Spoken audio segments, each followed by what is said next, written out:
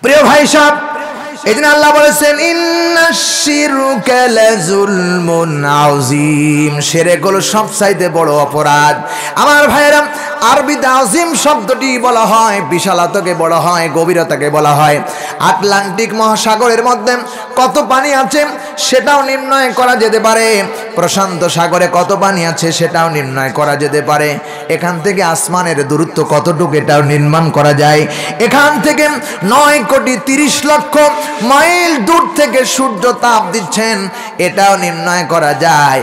আমার ভাইরা, এরপরে আমার সোনার মুসলমানেরা, এই পৃথিবীর তুলনায় 13 লক্ষ গুণ বড় বানায় আল্লাহ সূর্যরে বানায়, সেটাও নির্ণয় করা যায়। কিন্তু আযীম কত বড় এটা নির্ণয় করার জন্য কোনো বিজ্ঞান বা টিসম্যান, কোনো দার্শনিক বা মুফতি সাহেব আজও আল্লাহর জমিনে জন্ম হয় নাই। এটার নাম হলো আযীম। এত বড় পাপ, এই পাপ আমরা করতে পারি না, চিল্লাগণ ঠিক কিনা? আমার ভাইরা, শিরক করব না, রাজি আছো কারা? দুই হাত তুলে আল্লাহরে দেখাও, লিল্লাহে তাকবীর। আল কোরআনের আলো, হাত নামান। আমার ভাইরা, শিরক করব না, শিরক করব না। আল্লাহ আমাদের কবুল করেন, জেবে আল্লাহু আকবার। আল্লাহ রাব্বুল আলামিন বলেছেন শিরক মানে আমি আল্লাহ বাদ দিয়ে অন্য কাউকে ডাকা, অন্যের কাছে সাহায্য চাওয়া, এটার নাম শিরক। আল্লাহ বলেন ওয়ালা তাদউ মা'আল্লাহি ইলাহান আখার লা ইলাহা ইল্লা হুয়া কুল্লু শাইইন হালিকুন ইল্লা ওয়াজহাহু লাহুল হুকমু ওয়া ইলাইহি তুরজাউল উমুর। আল্লাহ রাব্বুল আলামিন, আমার বন্ধু 9 নম্বর রুকুর 88 নম্বর আয়াতের প্রথম অংশ বলছি। আল্লাহ পাক বলছেন ওয়ালা তাদউ মা'আল্লাহি ইলাহান আখার, আল্লাহ ব্যতীত অন্য কাউকে ডাকবি না, অন্য কাউকে ডাকবি না, সাহায্যকারী হিসাবে ডাকবি না, প্রভু হিসাবে ডাকবি না, এবং কি খোদা হিসাবে ডাকবি না। ডাকতে হবে একমাত্র কাকে? যিনি ছাড়া লা ইলাহা ইল্লা হুয়া, যিনি ছাড়া আর কোনো ইলাহ নাই, আইনদাতা নাই। কুল্লু শাইইন, আল্লাহ পাক বলেন হালিকুন, যিনি ছাড়া সব কিছু ধ্বংস হয়ে যাবে। যেই মাজারে আপনি সিজদা দেন ওই মাজার একদিন গুঁড়ো হয়ে যাবে, কিন্তু যাকে আল্লাহ সিজদা দেওয়ার কথা বললেন উনি চিরকাল চিরকাল থাকবেন, উনি ধ্বংস হবে না। তিনি হলেন যিনি ধ্বংস হবে না। তিনার কাছে চাওয়া বাদ দিয়ে আমরা কেন মাজারে চাই? আল্লাহ বলছেন খবরদার, হালিকুন ইল্লা ওয়াজহা, আল্লাহ বলছেন সব ধ্বংস হয়ে যাবে, কিন্তু আমি আল্লাহ রাব্বুল আলামিন ধ্বংস হবার নই। আল্লাহু আকবার। আমার কাছে চাও, উদউনি আস্তাজিব লাকুম, তুমি আমার কাছে ডাকো, আমার কাছে চাও, আমাকে ডাকো, আমি তোমার ডাকে সাড়া দিব। জোরে বলে আল্লাহু আকবার। দেখেন না, হযরত মুসা আলাইহিস সালাম আল্লাহকে ডাক দিয়েছেন, সঙ্গে সঙ্গে আল্লাহ সাড়া দিয়েছেন, চিল্লায় কোন ঠিক কিনা? মুসা আলাইহিস সালাম দরিয়ার সামনে গেলেন, 3 দিকে সাঁড়াশি আক্রমণ, ডানেও ফেরাউনের শত্রু, বামেও ফেরাউনের শত্রু, পিছনেও শত্রু। মুসা আলাইহিস সালামের কওমের লোকেরা ভয় পেয়ে গেলেন, মুসাকে ডাক দিয়ে বললেন আল্লাহর পয়গম্বর মুসা আলাইহিস সালাম, আমরা তো পাকড়া হয়ে গেলাম, ধরা পড়ে গেলাম। 3 দিকে সাঁড়াশি আক্রমণ, সামনে দরিয়া, এই দরিয়া যদি বাঁচতে হয় দরিয়ার মধ্যে ঝাঁপিয়ে ওপারে পার হয়ে ছাড়া আর কোনো রাস্তা নাই।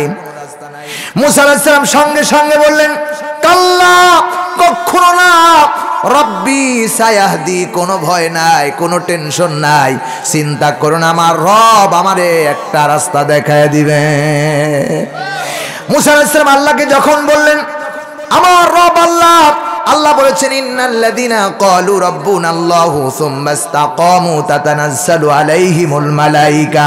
আল্লাহ বলেন কোন বান্দা যখন আল্লাহকে রব বলে মেনে নেয়, আইনদাতা হিসাবে মেনে নেয়, সৃষ্টিকর্তা হিসাবে মেনে নেয়, পালনকর্তা হিসাবে মেনে নেয়, রিজিক দাতা হিসাবে মেনে নেয়, আর ওই বান্দা যখন কোনো বিপদে পড়ে যায় আল্লাহ বলে তাতানাজ্জালু আলাইহিমুল মালায়েকাতু আল্লা তাখাফু ওয়ালা তাহজানু ওয়া আবশিরু বিল জান্নাতিল্লাতী কুনতুম তুআদুন।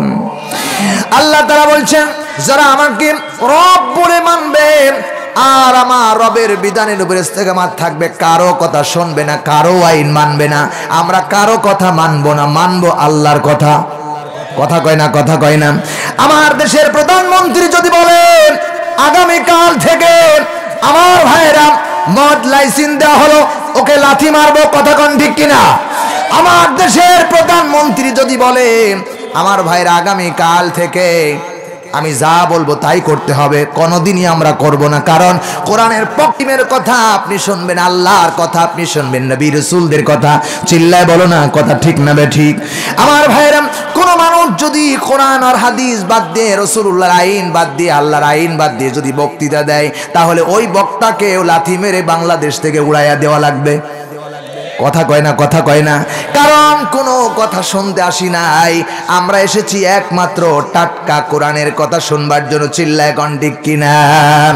আল্লাহ রাব্বুল আলামিন বলেছেন, উতুলু মা উহিয়া ইলাইকা মিনাল কিতাবি ওয়া আকিমিস সালাত। আল্লাহ রাব্বুল আলামিন বলেছেন, ও নবী, আপনি যখন মানুষের সামনে আবৃত্ত করবেন, কথা বলবেন, তখন আপনি কারো কথা বলবেন না, আল্লাহর পক্ষ থেকে যেটা এসেছে সেটা দিয়ে আপনি বয়ান দিবেন। জোরে কোন কথাটা কার? আরো জোরে বলেন, কথাটা কার? কোন মানুষ যদি আজে বাজে কিচ্ছা বলে রাত কাটায়, তাহলে বুঝতে হবে ওর ভিতরে কিচ্ছু নাই, খালি বুলেটের বোমা। কোরআনে কারীম যা বলছেন এটা আমাদেরকে অনুসরণ করতে হবে। চিল্লায় বলো ঠিক কিনা? আরো জোরে বলুন। আল্লাহ রাব্বুল আলামিন বলেন, তিলকা হুদুদুল্লাহ, আমি বিধান দিচ্ছি, ওয়া মাই ইউতি ইল্লাহ ওয়া রাসূলাহু ইদখিলহু জান্নাতিন তাজরি মিন তাহতিহাল আনহারু খালিদিনা ফিহা ওয়া যালিকাল ফাওজুল আযীম।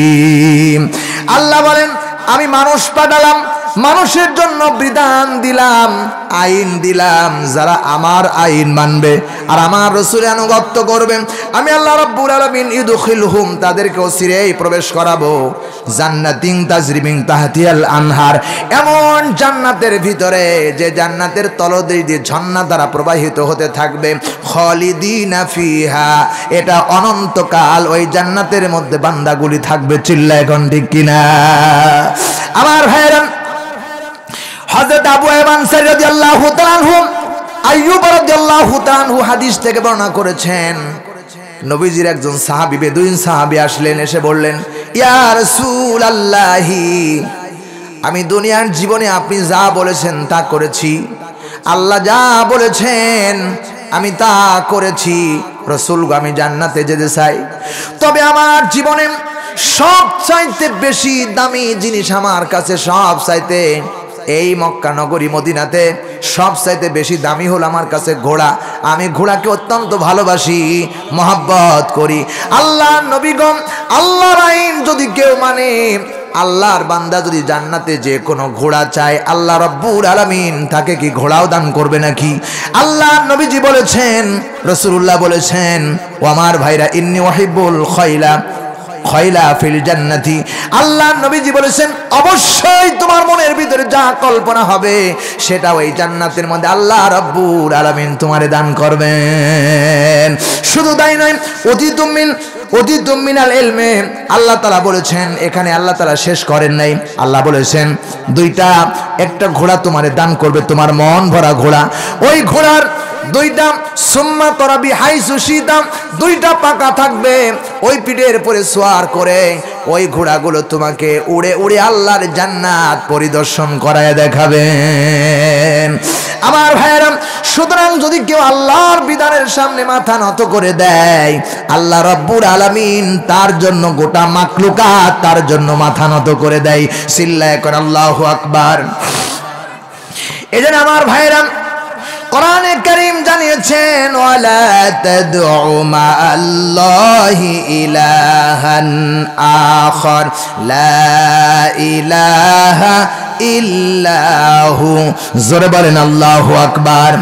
আল্লাহ তাআলা বলছেন, ও আমার দেশের মানুষেরা, ও আমার পাবনাবাসী, এলাকাবাসী একটু ভালো করে কানটা লাগা। আল্লাহ বলেছেন ওয়ালা, খবরদার, না না, তাদউ মা আল্লাহি ইলাহান আখার, আল্লাহ ছাড়া কাউকে ডাকবি না, আল্লাহ ছাড়া কাউকে ডাকবি না, আল্লাহ ছাড়া কাউকে ডাকবি না।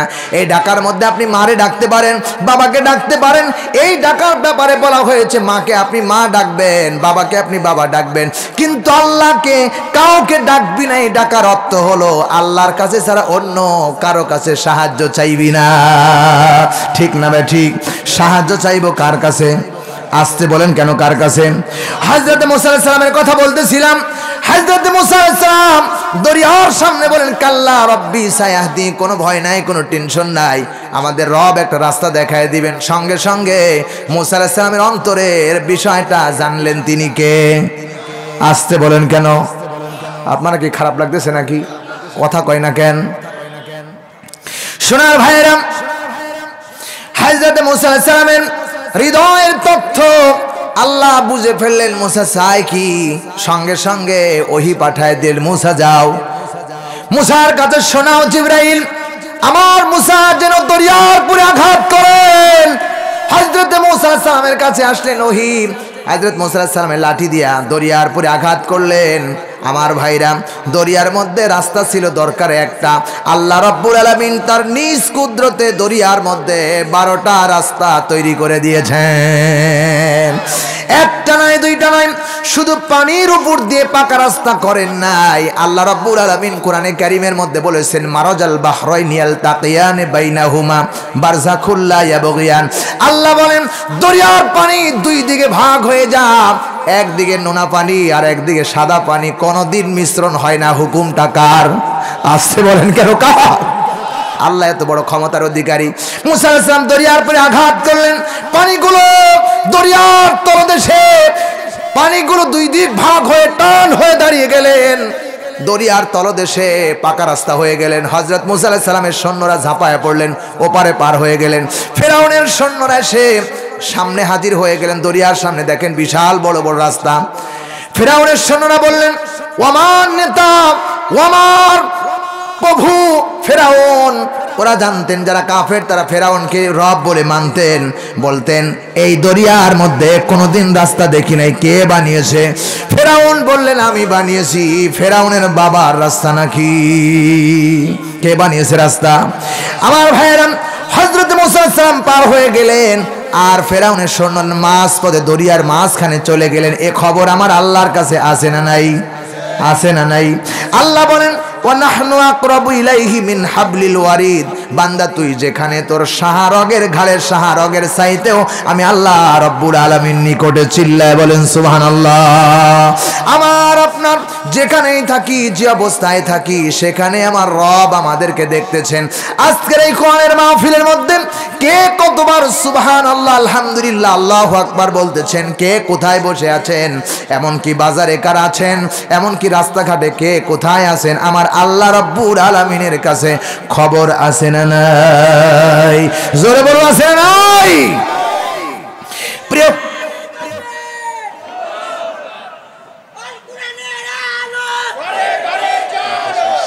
করো করো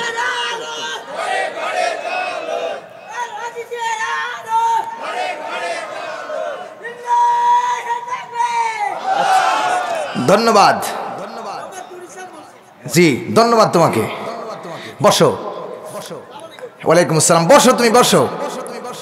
আমার ভাইয়েরা, আল্লাহ যদি না জানতেন মুসা আলাইহিস সালাম বাঁচতেন না। আল্লাহ যদি না জানতেন নমরুদের আগুনের মধ্যে ইব্রাহিমও বাঁচতেন না। কথা কয় না, ঠিক না বে ঠিক?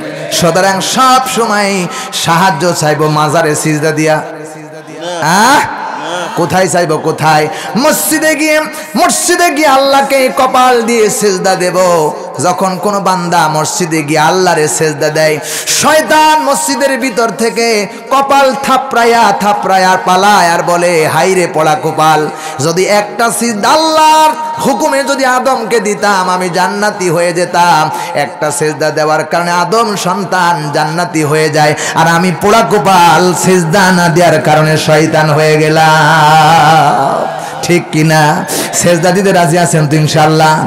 আছেন না? মসজিদে যাবেন, নামাজ পড়বেন, নামাজ নিয়ে কোনো তামাশা নাই। নামাজ পড়বেন একমাত্র কার ভয়ে? আসতে বলেন কেন, কার ভয়ে? আল্লাহ রাব্বুল আলামিন কোরআনে হাকিমের মধ্যে বলেছেন, আল্লাহ কোরআনে কারীমের মধ্যে সুন্দরভাবে বলেছেন, ইয়া আইয়ুহাল্লাযীনা আমানুস্তাঈনু বিস-সাবরি ওয়াস-সালাহ ইন্নাল্লাহা মা'আস-সাবিরিন। সিল্লা পড়ে আল্লাহু আকবার, আরো জোরে বলুন আল্লাহু আকবার। আল্লাহ বলেন নামাজ কিভাবে পড়বা সেই ব্যাপারে আল্লাহ সিদ্ধান্ত দিলেন। ইয়া আইয়ুহাল্লাযীনা আমানু, কত আদর করে, যত্ন করে, মহব্বত দিয়ে, দরদ দিয়ে আল্লাহ ডাকলেন আমানু, হে ঈমানদারেরা। আমার ভাইরা, নবীজি যতদিন মক্কাতে, হিজরতের পূর্বে মক্কাতে ছিল, একদিন আল্লাহ ইয়া আইয়ুহাল্লাযীনা আমানু বলে কাউকে ডাক দেন নাই, কাউকে ডাক দেন নাই।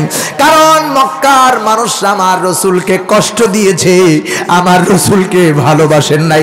আজও হাজারো মানুষ আছে আলেমদেরকে কষ্ট দিতেছে, চিল্লায় কোন কথা ঠিক কিনা?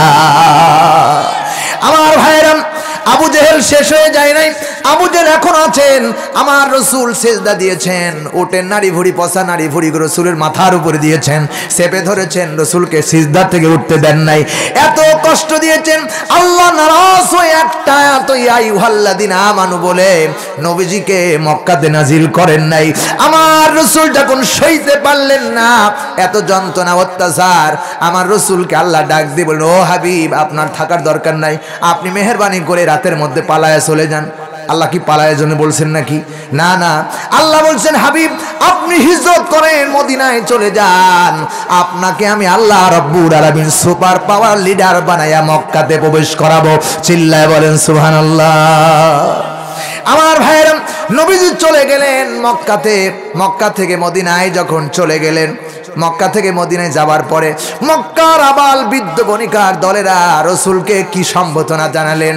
তলা আল বাদরু আলাইনা মিন সানিয়াতিল বিদাই ওয়াজাবাত শুকরু আলাইনা। ও নবী, আপনি এসেছেন, আপনাকে ওয়েলকাম জানাই, আপনাকে ধন্যবাদ জানাই। আপনার মতো এত সুন্দর মানুষ আমরা দেখি নাই, আপনাকে আমরা বরণ করে নিলাম, জান দিয়ে, মাল দিয়ে আপনাকে সাহায্য করব, পাশে থাকব, কোনদিন আপনাকে আর মক্কায় ফিরে যেতে দিতে দিব না। আমার নবী আসেন, আসেন, কোথায় আসবেন? সব মানুষগুলো পাগলের মতো হয়ে গেছেন। আমার ভাইরা, হাজারো মানুষ আছে